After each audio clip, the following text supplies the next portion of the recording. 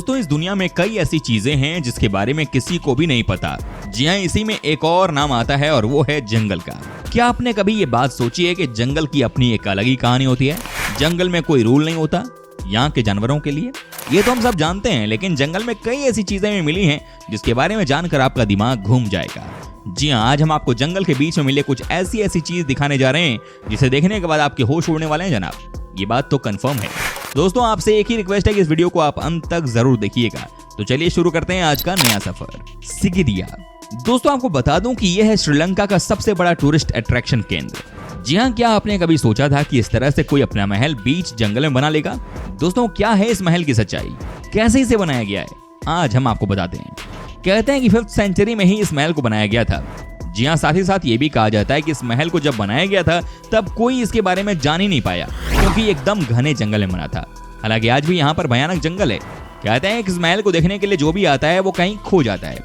ये बाहर से जितना विशाल नजर आता है, अंदर से और भी ज्यादा क्रिएटिव जगह है। जी हाँ, आज से सैकड़ों साल पहले जिस तरह से कलाकारों ने काम करके दिखाया है, उसे देखने के बाद यही कहा जाएगा कि शायद ये आज भी कोई इस लेवल का आर्ट वर्क कर पाए। तो दोस्तों अगर आपको कभी भी श्रीलंका जाने का मौका मिले तो आप इस जगह की यात्रा जरूर करिएगा। UFO spotted above the Amazon rain forest. दोस्तों इसमें कोई शक नहीं है कि दुनिया का ये सबसे बड़ा जंगल है। जी हाँ, यहाँ पर किसी के बस की बात नहीं है अंदर तक जाना। लेकिन दोस्तों क्या आपको पता है कि अमेज़न के जंगलों के बारे में क्या क्या बातें की जाती हैं? जी हाँ, आप चौंकने वाले हैं। आपको बता दें कि इस जंगल में न सिर्फ दुनिया के सबसे जहरीले और खतरनाक जीव रहते हैं, बल्कि दोस्तों कुछ लोगों की माने तो यहाँ पर ही रहते हैं एलियंस। जी हाँ, आपको सुनने में लग रहा होगा कि ये कैसे हो सकता है। हमें भी यही लगा, लेकिन कहा जाता है कि यहाँ पर एक ऐसा स्पॉट बनाया गया है जहाँ पर कि एलियंस रात को आते हैं। हालांकि आप साउथ अमेरिका या किसी भी देश की बात कर लीजिए, यहाँ के लोगों के मन में एलियंस को लेकर कोई शक नहीं है। उनका मानना है कि एलियंस यकीनन इस दुनिया में हैं और वो बीच बीच में आते रहते हैं। लेकिन दोस्तों आज आप देख भी लीजिए, जी हाँ, यहाँ का नजारा कितना अलग है। बीच जंगल और रात को एलियंस का आना, कुछ भी संभव है इस जंगल में। वैसे भी कहते हैं कि अमेज़न के बहुत रहस्य छिपे हुए हैं। लगता है कि एलियंस का भी यहाँ से कोई स्ट्रॉन्ग कनेक्शन है। वैसे आपको बता दूं कि ब्राजील की सरकार ने एलियंस को पकड़ने के लिए स्पेशल फोर्स भी बनाया हुआ है। इसी बात से आप अंदाजा लगा सकते हैं कि यहाँ पर एलियंस आते होंगे। The Maricoxi Sasquatches of South America. दोस्तों हालांकि आज तक ये पता नहीं चल पाया कि ये रियल कहानी है कि काल्पनिक, लेकिन मैक्सिको के लोग मैरिकॉक्सी सैस्क्वेचेस के नाम से कांप जाते हैं, इसमें कोई शक नहीं है। जी हाँ, आज हम आपको बताते हैं इनके बारे में एक और मजेदार बात। जी हाँ, कहते हैं कि ये बड़े ही खतरनाक होते हैं और लोगों का शिकार करते हैं। इनके पैरों के निशान जो हैं वो कई बार जंगल में देखे गए हैं, तभी तो कहा जाता है कि ये बड़े ही हमलावर होते हैं। लेकिन कुछ लोगों का ये भी मानना है कि सिर्फ काल्पनिक कहानी है, तो कुछ का कहना है कि ये रियलिटी है।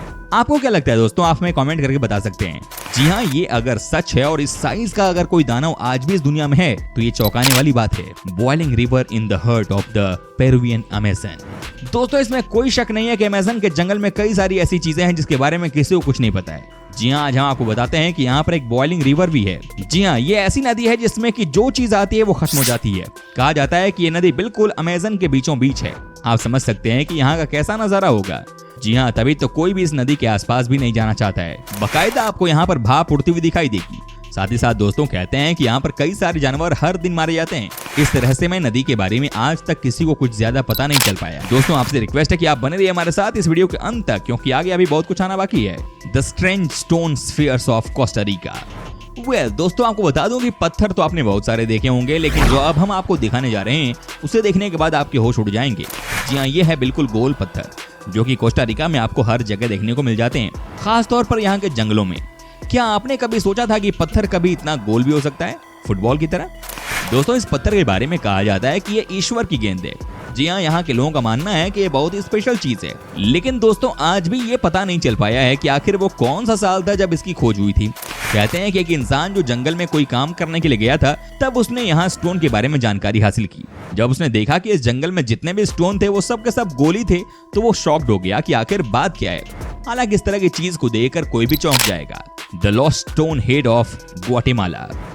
दोस्तों अब हम आपको दिखाते हैं कि कई बार बीच जंगल में किस तरह की चीज दिख जाती है। जी हाँ, क्या आपने कभी सोचा था कि किसी जंगल में कभी इस तरह की चीज आपको देखने को मिल जाएगी? जी हाँ, ये है ग्वाटेमाला की जंगल का सबसे रहस्यमयी चीज। ये देखिए कैसे एक इंसान का चेहरा आपको यहाँ पर देखने को मिल रहा होगा, है कि नहीं? ये शॉकिंग। वाकई में किसी ने आज तक इस तरह की कोई भी चीज नहीं देखी होगी। आपको बता दूं कि इस तस्वीर को सबसे पहले अमेरिका के एक फोटोग्राफर ने देखी थी साल 1987 में। यहाँ आप देख सकते हैं कैसे ये बड़ा सा चेहरा जंगलों के बीच में दिखाई दे रहा है। कहते हैं कि इस लोकेशन पर अब कोई नहीं जाना चाहता है क्योंकि यहाँ पर कई बार अजीबोगरीब एक्टिविटी देखने को मिली है। वाकई में ये बहुत ही अजीब नजारा है जंगलों के बीचों बीच। Hotel Costa Verde, Costa Rica. दोस्तों अब हम आपको दिखाते हैं एक और ऐसा नजारा जिसके बारे में बहुत कम ही लोगों को पता होगा। जी हाँ, क्या आप यकीन कर सकते हैं कोस्टा रिका के लोग कितने क्रिएटिव हो सकते हैं।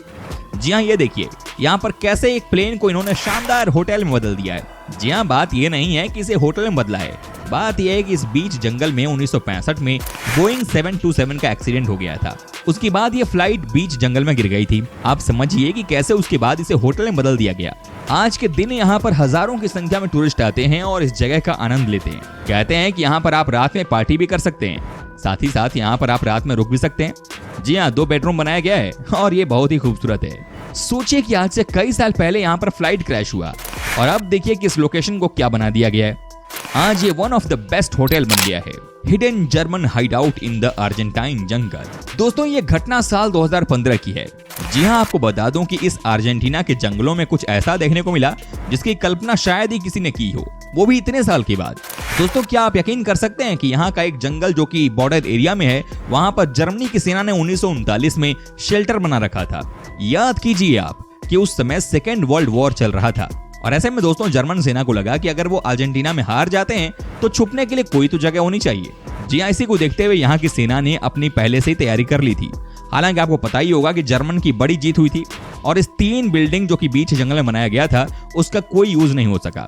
हालांकि इन्हीं 3 घरों से बहुत सारे क्वाइन और जर्मन प्रोडक्ट भी मिले थे, जिससे कि साफ हो गया कि जर्मनी का ही प्लान था सेकेंड वर्ल्ड वॉर के समय में। अच्छा दोस्तों, वीडियो में आगे बढ़ने से पहले जरा ये बताइए ना कि आप कहाँ से हमारा वीडियो टकटकी लगा कर देख रहे हैं। बताइए जनाब, बताइए। बता रहे हैं, वाह वाह क्या बात है। The man who hide in the jungle for decades. दोस्तों अब हम आपको मिलवाते हैं एक ऐसे सैनिक से जिन्होंने कि 10 सालों तक जंगल में ही रहकर अपना गुजारा किया। जी हाँ, सोचिए जरा कि कोई आदमी अकेले कैसे बीच जंगल में 10 साल तक रह सकता है। ये काम करके दिखा दिया जापान के एक सैनिक ने। इनका नाम है हीरो ओनोडा, जो कि साल 2014 में पास कर गए। लेकिन दोस्तों जो काम इन्होंने करके दिखाया वो वाकई में लाजवाब है। बात हुआ ये कि सेकेंड वर्ल्ड वॉर के समय ये फिलीपीन जंगल में अपने दोस्तों के साथ गए, लेकिन एक एक करके दुश्मनों ने इनके सारे दोस्तों को मार दिया।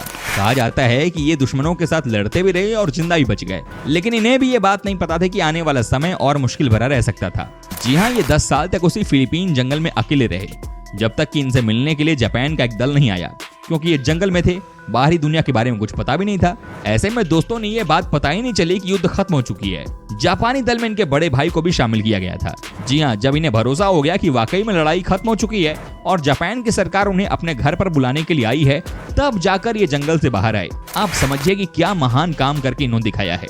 10 साल तक जंगल में ये अकेले ही पड़े रहे। The lost city of El Mirador. दोस्तों अब हम आपको दिखाते हैं एक और ऐसी चीज जिसके बारे में बहुत ही कम लोगों को पता होगा। जी हाँ, क्या आप जानते हैं कि आज से कई साल पहले यानी कि साल 1926 में अमेरिका के आर्कियोलॉजिकल डिपार्टमेंट ने बहुत ही कमाल की चीज ढूंढ कर निकाली।